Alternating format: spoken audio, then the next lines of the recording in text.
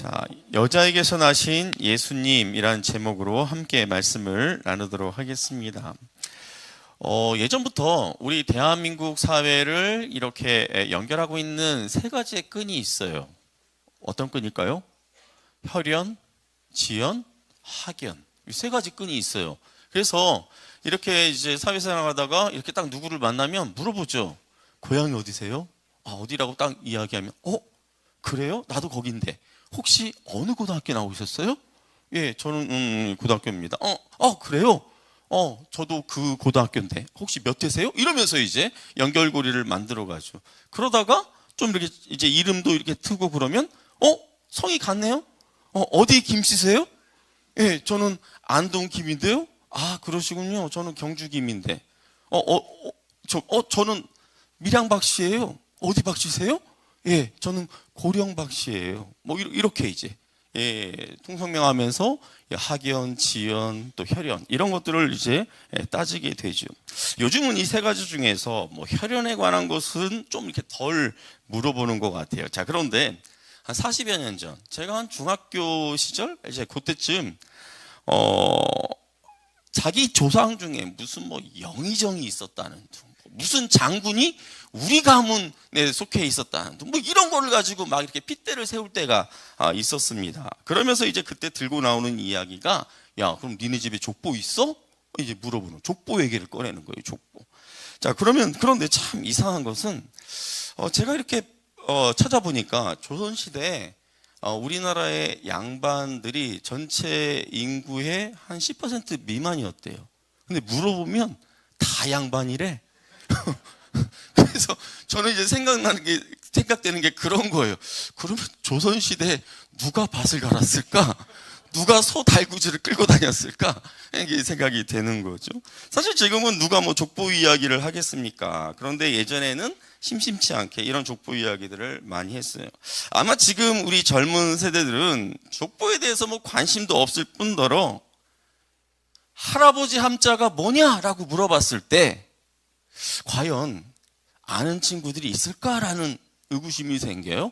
자, 한번 물어볼까요? 우리 유아유치부는 너무 어려서 좀 힘들 것 같고, 우리 유초등부 학생들 가운데 자기 할아버지 이름 아는 사람 이름. 오! 진짜? 이렇게 많아? 희락이. 누구야, 할아버지 성함이 어떻게 돼? 황만수 할아버지. 맞습니까? 예, 아까 우리 손들었던 친구들, 나중에 우리 유초등부 우리 목사님 기억하고 계시다가 뭐 초콜릿이라도 좀 이렇게 사주십시오. 손들었던 친구들 다. 예, 할아버지 이름을 딱 아는데, 그럼 증조 할아버지는 알까요? 증조 할아버지? 증조 할아버지, 아버지의 할아버지 이름 알기가 쉽지 않을 것 같아요. 쟤네들뿐만 아니라 여기 계신 분들도 아마 모르실 것 같은데, 누가 한번 지목해서 한번 여쭤볼까요? 증조 할아버지 성함? 뭐 아무나 되셔도 제가 확인할 방법은 없지만, 자, 오늘 우리가 읽은 이 마태복음 1장, 이 1장은 저희가 다 읽진 않았어요. 근데 이 마태복음 1장은 예수님의 족보나 마찬가지입니다. 믿음의 조상인 아브라함에서부터 시작해서 그의 아들 이삭, 그의 아들 또 야곱, 또 야곱의 아들 유다와 그 유다를 비롯한 12 형제들 쭉 내려오다가 그 다음에 이제 다윗이 나와요. 그리고 우리 같이 한번 6절 말씀 같이 한번 읽어볼까요? 시작. 이새는 다윗 왕을 낳으니라. 다윗은 우리아의 아내에게서 솔로몬을 낳고. 예, 이렇게 아브라함의 후손에서 다윗이 태어났는데, 그 다윗 왕에서 또 쭉 내려가다 보면 예수님이 나오는 것을 보게 되는데, 우리 16절 말씀도 같이 한번 읽겠습니다. 야곱은 마리아의 남편 요셉을 낳았으니 마리아에게서 그리스도라 칭하는 예수가 나시니라. 예, 우리가 이 말씀을 보면서 그래서 예수님을 다윗의 자손 이렇게 말하는 거구나 라고 이제 그렇게 생각할 수가 있죠. 자, 그럼 여러분, 예수님의 엄마는 누구입니까? 우와, 어떻게 알았어? 예, 대단해요, 우리 유초등부 아이들. 예, 예수님의 엄마는 마리아죠. 자, 그럼 예수님의 아빠는요? 예. 예, 예수님이 그 편모스라에서 자란 걸로. 네. 자, 예수님의 족보를 우리가 이렇게 살펴보면 아브라함은 이삭을 낳고, 이삭은 또 야곱을 낳고, 또 야곱은 뭐 이제 뭐 요셉과 또 그 형제들을 낳고, 이렇게 이제 계속 누가 낳고 이게 계속 반복이 돼요. 자, 그런데 조금 전에 우리가 읽은 16절에 보면 야곱은 마리아의 남편 요셉을 낳았으니 이렇게 말하면서 야곱이 요셉의 아버지다라는 것을 우리에게 알려줘요. 자, 그런데 그 다음이 중요해요. 자, 요셉 다음에는 요셉이 예수를 낳았더라. 자, 이렇게 말하지 않고 뭐라고 이야기하고 있어요? 마리아에게서 그리스도라 칭하는 예수가 나시니라. 이렇게 말한다는 거죠. 뭔가 이상해요. 왜 요셉이 예수를 낳았느니라 이렇게 하지 않고 마리아에게서 그리스도라 칭하는 예수가 나시니라 이렇게 했을까요? 자, 그런데 예수님에 대한 족보가 여기 마태복음에만 나오는 것이 아니라 누가복음에도 나와요. 우리 누가복음 3장 23절을 같이 한번 읽어보도록 하겠습니다. 예수께서 가르치심을 시작하실 때 30세쯤 되시니라. 사람들이 아는 대로는 요셉의 아들이니 요셉의 위로는 헬리오. 예, 여기 보면 예수님의 족보인데 마태복음과 누가복음이 좀 달라요. 어떻게 다르냐면 마태복음은 아브라함에서부터 쭉쭉쭉쭉 내려와서 다윗, 또 쭉쭉쭉쭉 내려와서 예수 이렇게 되는데 누가복음에 있는 족보는 예수님에서부터 시작해요. 예수님에서부터 시작해서 쭉쭉쭉쭉 올라가서 다윗, 또 쭉쭉쭉쭉 올라가서 아브라함. 근데 여기서 딱 멈추지 않고 또 다시 쭉쭉쭉쭉 올라가가지고 처음 사람인 아담 그리고 하나님까지 쭉 이어져요. 자, 이렇게 달라지죠. 그리고 또 차이가 있는데 마태복음에서는 마리아의 남편인 요셉의 아버지가 야곱이다라고 이렇게 분명히 가르쳐 주는데, 자, 누가복음에서는 누구라고 이야기합니까? 요셉의 위는 헬리요. 헬리, 이름이 굉장히 세련됐죠. 하이 헬리 이렇게 할 수 있을 정도 굉장히 이름이 세련됐어요. 자, 여기 보니까 마치 요셉의 아버지가 헬리인 것처럼 그렇게 나와요. 뭐가 이상한데? 혹시 다르게 나온 부분이 또 있을까? 그렇게 해서 봤더니 아까 우리가 읽었던 마태복음 1장 6절에서는 다윗 다음에 솔로몬으로 이어지지 않았습니까? 자, 그런데 누가복음 3장 31절을 보면 이렇게 말하고 있어요. 같이 한번 읽어볼까요? 시작. 그 위는 멜레아요, 그 위는 맨나요, 그 위는 마따다요, 그 위는 나단이요, 그 위는 다윗이요. 이 앞에 거는 생략해버리고 몰라도 될 것 같아요. 뒤에 보면 나단이요, 그 위는 다윗이요. 그러니까 여기 보니까 나단의 아버지가 다윗이라고 그렇게 되어 있어요. 그러니까 솔로몬이 있어야 할 그 자리에 솔로몬이 딱 빠지고 지금 누가 딱 들어와 있는 거예요? 솔로몬의 형인 나단의 이름이 거기에 기록되어 있는 것을 보게 됩니다. 자, 무슨 족보에 기록된 조상들의 이름이 이렇게 다를 수 있어? 이런 생각이 들 수 있어요. 자, 그런데 제가 이렇게 마태복음하고 누가복음을 이렇게 보니까 족보만 다른 게 아니었더라고요. 마태복음 1장을 보면 마리아와 결혼을 약속한 요셉이 마리아가 임신했다라는 소식을 들은 거예요. 자기랑 아직 결혼도 하지 않았는데. 그래서 이 요셉이 마리아와의 그 결혼을 깨버리려고 그렇게 딱 생각하고 있었는데, 그때 하나님의 천사가 이 요셉의 꿈에 나타나서 이렇게 이야기합니다. 우리 마태복음 1장 20절 말씀 같이 한번 읽어보겠습니다. 이 일을 생각할 때 주의 사자가 현몽하여 이르되 다윗의 자손 요셉아, 내 아내 마리아 데려오기를 무서워하지 말라. 잉태된 자는 성령으로 된 것이니라. 예, 마리아와 헤어지려고 이렇게 딱 마음 먹고 있는 요셉에게 천사가 꿈에 나타나서 이렇게 이야기하는 거예요. 요셉아, 요셉아, 마리아 그런 여자 아니야. 그 마리아 뱃속에 있는 그 아기는 다른 남자의 그 아기가 아니거든. 성령으로 잉태된 아기야. 그러니까 마리아하고 결혼하는 것을 무서워하지 마 요셉, 이렇게 이야기한 거예요. 자, 그런데 누가복음에서는 천사가 요셉에게 나타난 것이 아니라 마리아에게 나타나서 이야기를 합니다. 그리고 자, 예수님이 태어났을 때, 여러분, 예수님이 태어났을 때 누가 예수님에게 찾아와요? 네, 마태복음에서는 동방박사들이 막 별을 보고 별 따라서 이렇게 찾아와가지고 아기 예수께 경배했다라고 그렇게 말하고 있는데, 누가복음에서는 들에서 양을 치고 있는 목자들에게 천사가 나타나가지고 예수님이 태어나셨다라고 그렇게 알려주고 그 목자들이 아기 예수께 와가지고 경배해요.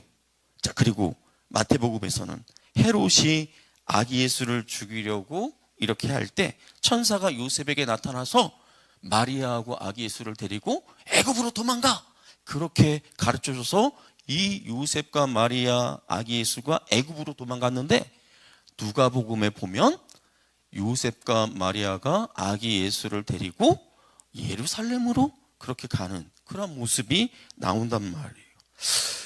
야, 성경을 의심하기 좋아하는 사람들은 성경이 대부분 이렇게 꾸며진 이야기라고 이렇게 생각하기 쉽죠. 그렇게 생각해요. 자, 그렇다면 오늘 이렇게 예수님의 족보, 그리고 예수님이 태어날 때 그 사건들을 이렇게 나열한 이 누가복음하고 이 마태복음을 딱 비교해 이렇게 보면서, 봐봐, 이 성경 조작된 거지, 이게 서로가 이게 잘 안 맞잖아, 이렇게 이야기하기 딱 좋아요. 자, 그런데 우리가 예수님에 대한 행적을 기록한 책이 어떤 책들이 있습니까? 마태복음, 마가복음, 누가복음, 요한복음, 이걸 사복음서라고 해요. 자, 그런데 이 사복음서 중에서 예수님의 탄생과 관련해서 이야기하고 있는 복음서는 어떤 복음서다? 마태복음하고 누가복음이다. 자, 그런데 지금 마태복음을 쓴 마태와 누가복음을 쓴 누가가 지금 다르게 이 복음서를 썼잖아요.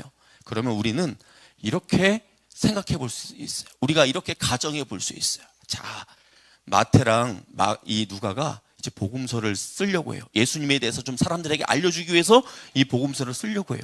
누가가 어느 날 이제 마태에게 찾아가서 그렇게 이야기하는 거죠. 마태 형님, 우리 예수님에 대해서 사람들에게 좀 알려줄 필요가 있지 않겠습니까? 그렇지, 예수님에 대해서 사람들에게 좀 알려줘야지. 그런데 너무 밋밋하면 재미가 없잖아요. 그래서 혹시 예수님에게 어떤 극적인 그런 요소를 좀 이렇게 넣어서 그렇게 좀 이렇게 알려줘야 되지 않겠습니까? 그래, 어떤 게 있을까? 아무래도 지금 예수님이 왕의 그 후손으로 오면 더 좋지 않을까요? 또 뭐 예수님이 태어나는 그 상황 속에서 좀 더 특별한 그런 내용이 있으면은 더 사람들에게 그 예수님이 혹 하고 이렇게 다가오지 않겠습니까? 그래서 첫 번째, 이 마태와 누가가 서로 짜고 이 마태는 마태복음을, 누가는 누가복음을 썼다. 그리고 두 번째 가정, 먼저 마태복음을 쓰던지 누가복음을 쓰던지 먼저 나온 책이 있었다. 그리고 그 먼저 나온 책을 다른 한 사람이 이걸 보면서 참고해서 뺏겼다. 이게 두 번째 가정. 세 번째, 아니다, 마태와 누가는 각자가 알아서 마태는 마태복음을 쓰고 누가는 누가복음을 썼다. 자, 그럼 한번 생각해 보세요. 만일에 마태와 누가가 서로 짜고 이 복음서를 썼다면, 그리고 먼저 나온 책을 한 사람이 이렇게 베끼듯이 참고하듯이 그렇게 썼다면, 이렇게 단순한 이런 부분에 있어서 이런 틀린 게 있을까요? 이런 착오가 있을까요? 없어야 되는 게 맞아요. 그러니까 첫 번째 가정, 두 번째 가정이 날아간 거예요. 갑자기 그게 나올 뻔해, 전문 용어가 나올 뻔했어요. 나가리 됐다라고. 날아갔어요. 나머지 세 번째 가정 남은 거, 세 번째 가정. 마태와 누가가 알아서 썼다. 자기들이 들은 내용을 성령께서 감동을 시켜서 알아서 썼다라는 거예요. 그런데 이들이 그냥 아무렇게나 없었던 일을 그냥 자기 뜻대로 썼다고 하기에는 마태복음과 이 누가복음이 너무 비슷한 내용이 많아. 그러니까 어떤 이루어진 사실들에 대해서 누군가가 이들에게 막 알려주고 증언하는 이 내용들을 바탕으로 해서, 또 이들에게 막 성령이 감동하시는 그런 내용들을 가지고 자기들 나름대로 강조하고자 하는 그 포인트에다가 맞춰가지고 마태는 마가복음을 쓰고 누가는 누가복음을 그렇게 썼다라고 보는 것이 맞다라는 거예요. 그래서 마태복음과 누가복음이 조금 틀리다고 해서 이것들이 서로 충돌하네, 모순이네, 그렇게 볼 것이 아니라 서로 서로를 보완해주는 그러한 복음서로 볼 수 있다라는 거예요. 예를 들어서 여러분들 친구가 여러분들에게 야, 너네 그 동네에서 가까운데 광교호수라고 있다며? 혹시 그 광교호수 가봤어? 그 광교호수가 어떤 곳이야? 이렇게 물어본단 말이죠. 자, 그러면 여러분들이 그냥 핸드폰을 광교호수를 이렇게 딱 찍어놓은 거, 쭉 찍어놓은 거 이렇게 딱 해가지고 딱 보여주면 돼. 근데 핸드폰이나 동영상이 없어요. 그러면 어떻게 이 광교호수공원을 설명할 수 있을까요? 어떤 사람은 그 호수의 아름다움에 대해서 설명할 수 있을 거예요.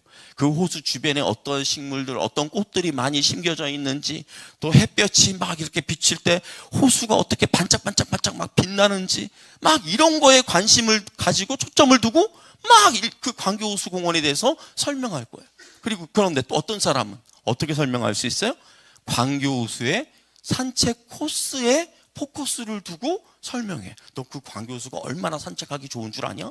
거기 한 바퀴 도는데 한 1시간 걸리거든? 근데 한 바퀴 도는데 되게 재밌어. 되게 괜찮아. 뭐 이런 식으로 그 산책 코스에 초점을 두고 그렇게 설명할 수 있다라는 것이죠. 자, 그렇다면 조금 전 살펴보았던 족보는 우리가 어떻게 봐야 할까요? 자, 마태복음은 이 마태가 유대인들을 대상으로 해서 유대인들에게 쓴 그런 복음서예요. 유대인들을 위해서. 그러면 유대인들은 누구로부터 시작하기를 원합니까? 아브라함, 믿음의 조상 아브라함으로부터 이렇게 시작되는 것을 원하겠죠. 자기들은 아브라함의 자손이야, 아브라함의 후손이야, 이런 마음이 있지 않습니까? 그리고 구약의 유대인들은 장차 메시아가 올 것을 기대하고 있었어요. 그런데 그 메시아는 어떤 모습으로 온다? 왕으로 오신다. 그러니까 이왕이면 누구를 타고 오는 게 좋겠어요? 다윗과 솔로몬으로 이어지는 그 왕족 계보를 따라서 이렇게 오는 것이 유리하다라는 거죠. 자, 그런데 누가복음은 이방인들을 위해서 쓰여진 거예요. 그러니까 누가복음에는 유대인들만을 위한 것이 아니라 온 인류를 위한 그런 내용이에요. 그러니까 그 족보도 그 계보가 어디까지 올라가요? 다윗까지 올라가다가 또 쭉 올라가서 아브라함까지 올라가다가, 그리고 그 아브라함에서 딱 멈추는 것이 아니라 아브라함을 뚫고 어디까지? 인류 처음의 사람인 아담, 그리고 하나님까지 그렇게 올라가는 것을 보게 된다는 것입니다. 자, 그러니까 여기 보면, 자, 마태복음에서는 요셉의 아버지가 야곱이라고 그렇게 되어 있지만 누가복음에서는 요셉의 위는 헬리라고 그렇게 말하면서 헬리를 요셉의 아버지라고 하지 않고 어떻게 합니까? 그냥 계보상, 어떤 서열상 위에 있는 그런 사람으로 그렇게 말하는 것을 봤을 때, 자, 우리는 이 헬리를 어떤 사람이라고 볼 수 있냐면 마리아의 장인일 것이다, 그렇게 추측할 수 있어요. 그러니까 마태복음에는 누구의 계보가 있는 거예요? 마리아의 남편인 요셉의 계보가 있고, 누가복음에는 누구의 계보가 있는 거예요? 마리아, 예수님의 어머니 마리아의 계보가 쫙 있는 거예요. 그러니까 마리아의 계보를 따라서 쭉 올라가다 보니까 솔로몬이 나오지 않고 누가 나와? 나단이 나오고, 그리고 다윗이 나오고, 그 다음에 아브라함까지 이렇게 쭉 이어지는 그런 계보다라는 것이죠. 자, 그렇다면 누가복음에서 읽었던 우리 누가복음 3장 23절 말씀을 다시 한번 읽어보도록 하겠습니다. 시작. 예수께서 가르치심을 시작하실 때에 30세쯤 되시니라. 사람들이 아는 대로는 요셉의 아들이니 요셉의 위는 헬리요. 여기 이 구절 중에서 뒤에 나오는 구절이 중요해요. 사람들이 아는 대로는 요셉의 아들이니. 누가? 예수님이.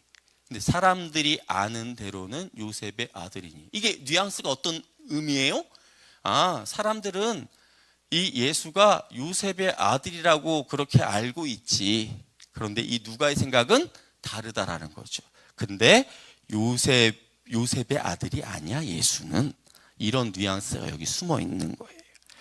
자, 이 글을 쓴 누가는 그렇게 생각하지 않는다라는 거예요. 그리고 실제로 누가복음의 이 족보는 요셉이 헬리의 아들이 아니라 요셉의 위가 그냥 헬리라고만 그렇게 누가는 쓰고 있다라는 것이죠.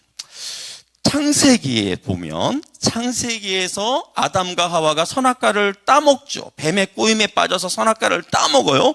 그렇게 이제 하나님의 말씀에 불순종하지만 이때 하나님이 뱀에게, 사탄에게 뭐라고 말씀하시는지 우리 창세기 3장 15절 말씀 같이 한번 읽어보도록 하겠습니다. 내가 너로 여자와 원수가 되게 하고 내 원수도 여자의 후손과 원수가 되게 하리니 여자의 후손은 내 머리를 상하게 할 것이요 너는 그의 발꿈치를 상하게 할 것이니라 하시고. 예, 여기 보면 하나님이 이 뱀에게 이야기하지만 사실 이 뱀은 사탄이 지금 뱀을 사용하는 거죠. 뱀아, 사탄아, 너는 이제 여자와 원수가 될 것이고 네 후손도 여자의 후손과 원수가 되게 할 거야. 자, 이렇게 하나님께서 말씀하신 거예요. 자, 그렇다면 자, 여기 말씀하시는 여자의 후손은 누굴까요? 우리 유초등부. 여기 말하는 여자의 후손은 누굴까요? 예수님. 야, 누가 가르쳤는지 진짜 똑똑하게 잘 가르쳤다. 그래, 맞아요. 예수님. 예. 여자의 후손, 여기 나오는 여자의 후손은 예수님이에요. 자, 그렇다면, 자, 그 예수님이, 자, 뭐라고 말하고 있어요? 여자의 후손이 사탄, 너의 후손들의 머리를 깰 것이다라고 이야기하지 않고 뭐라고 이야기하고 있어요? 너의 머리를, 사탄, 너의 후손의 머리가 아니라 너의 머리를, 예수가 사탄 너의 머리를 깨뜨릴 것이다. 그렇게 말씀하고 있다라는 것입니다. 자, 이 말씀은 무슨 의미입니까?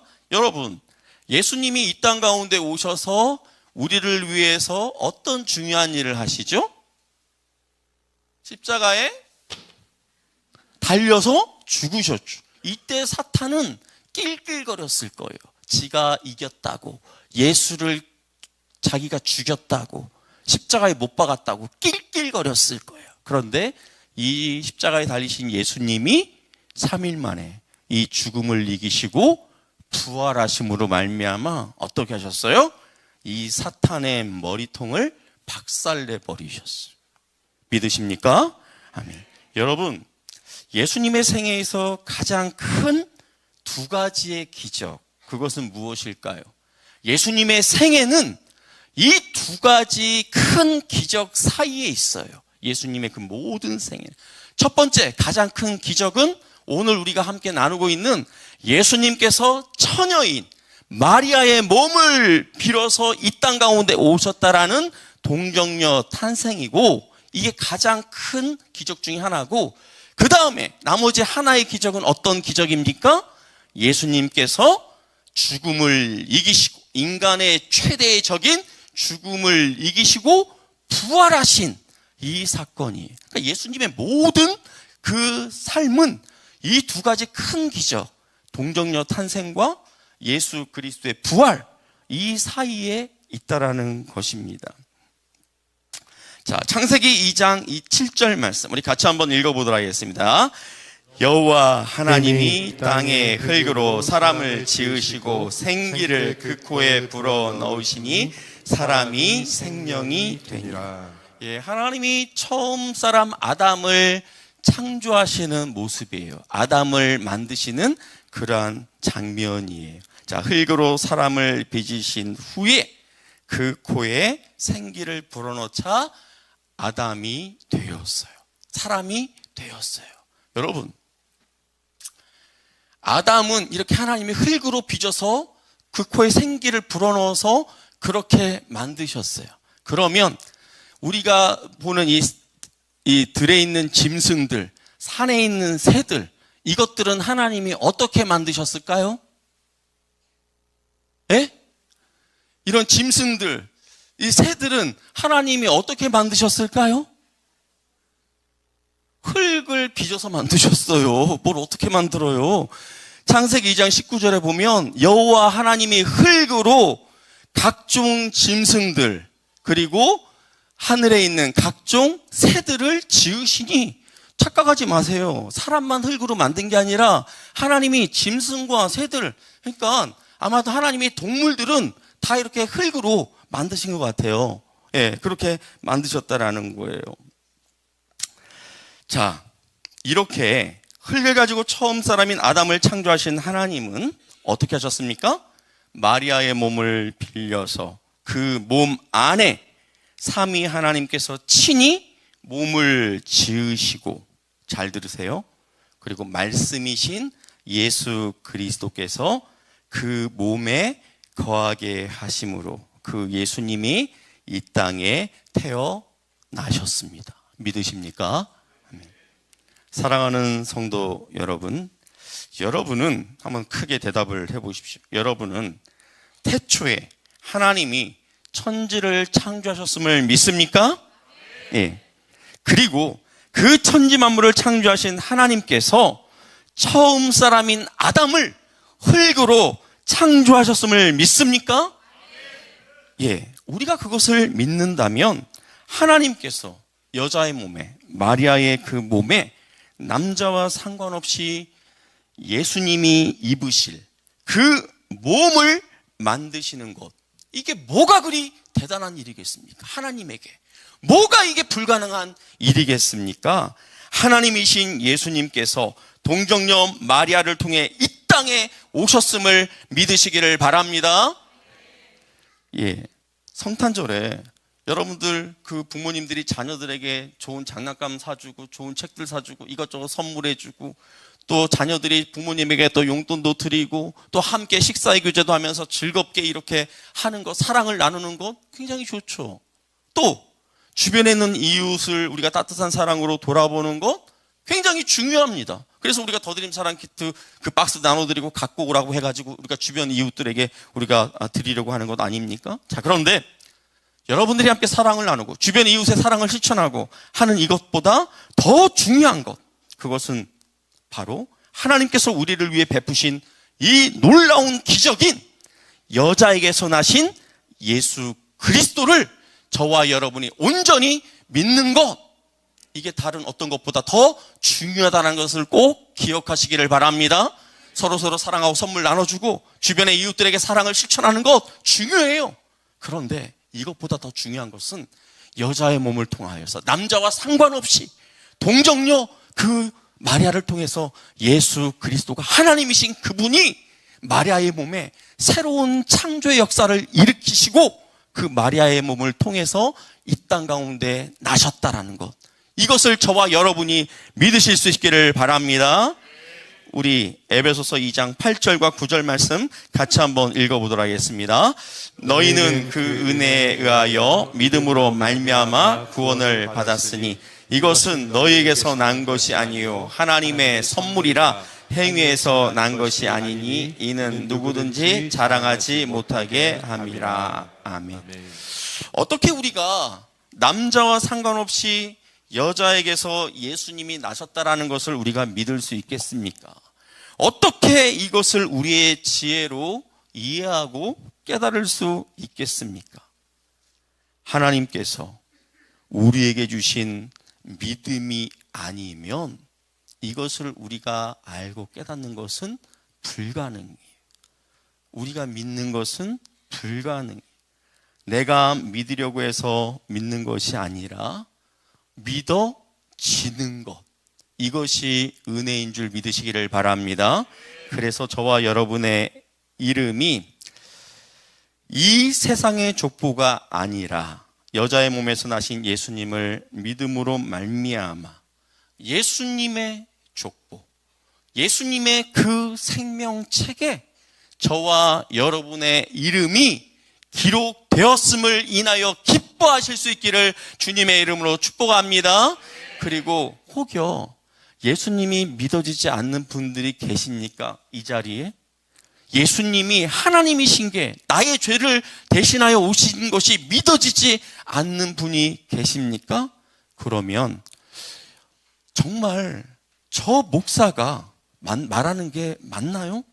한번 이렇게 질문을 던지면서, 여러분, 아직 여러분이 하나님이라고 부를 수는 없을지 모르겠지만, 예수님이라고 부르지는 모르겠지만 신이시요, 만일에 신이 계시다면 나도 내 안에 그 그 예수라는 존재가 믿어지는 그런 은혜를 좀 베풀어 주세요. 그렇게 한번 기도해 보시기를 바랍니다. 제가 그냥 하라는 게 아니에요. 저희 그 제자반에서 함께 제자 훈련을 받던 어느 분이 예수님을 처음에 안 믿으셨어요. 근데 우리가 함께 기도하고 이분도 그 예수라는 존재를 믿기를 그렇게 원하니까 하나님께서 어느 순간에 이분의 마음 가운데 믿는 그 믿음을 허락해 주셨어요. 여러분, 오늘 이 자리에 죄송합니다, 이런 표현을 써서 아내 손에 질질 끌려오신 분이 계실지 모르겠어요. 안 따라왔다가는 피곤할 것 같아서, 핍박이 이게 심할 것 같아서. 그런데 오늘 이 자리가 여러분들에게 정말 의미 있는 시간이 되었으면 좋겠습니다. 여러분의 인생의 터닝 포인트가 될 수 있는 그런 시간이 되었으면 좋겠습니다. 다른 어떤 무언가를 우리가 하기에 앞서 크고도 놀라운 그 하나님의 은혜에 저와 여러분이 감사하는 복된 이 성탄절이 될 수 있기를 우리 주 예수님의 이름으로 축복합니다. 아멘.